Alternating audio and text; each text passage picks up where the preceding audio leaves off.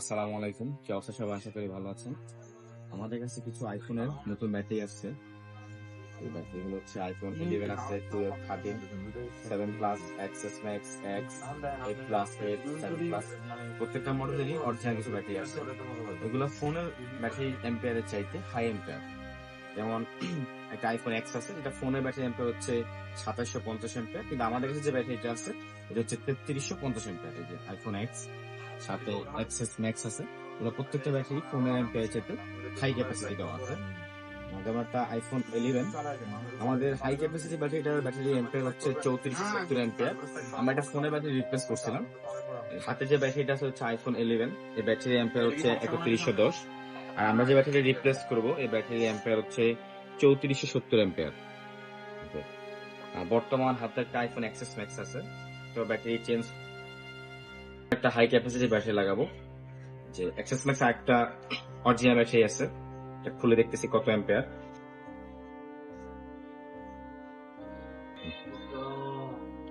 এই যে এই ব্যাটারিটার এম্পিয়ার হচ্ছে 3750 এম্পিয়ার।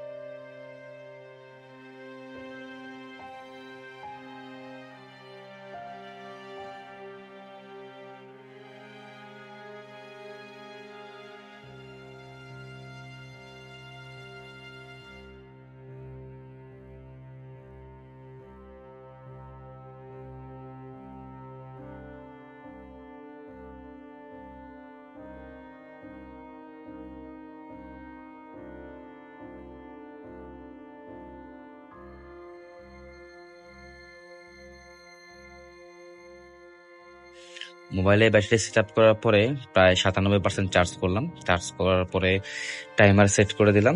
এখন ইউটিউব ব্যবহার করে দেখবো যে আসলে কতক্ষণ চার্জ থাকে। তো এটা নিজেরাই টেস্ট করতেছি। এটা এক বড় ভাইয়ের ফোনে নিয়ে ব্যাটারি লাগানোর জন্য দিয়ে গেছে। তোমার ফোনে ব্যাটারি লাগিয়ে টেস্ট করতেছি যে আসলে কতক্ষণ চার্জ থাকে। তো সাথে থাকুন, দেখা যাক কতটুকু চার্জ ব্যাকআপ দিতে পারে এই ব্যাটারি।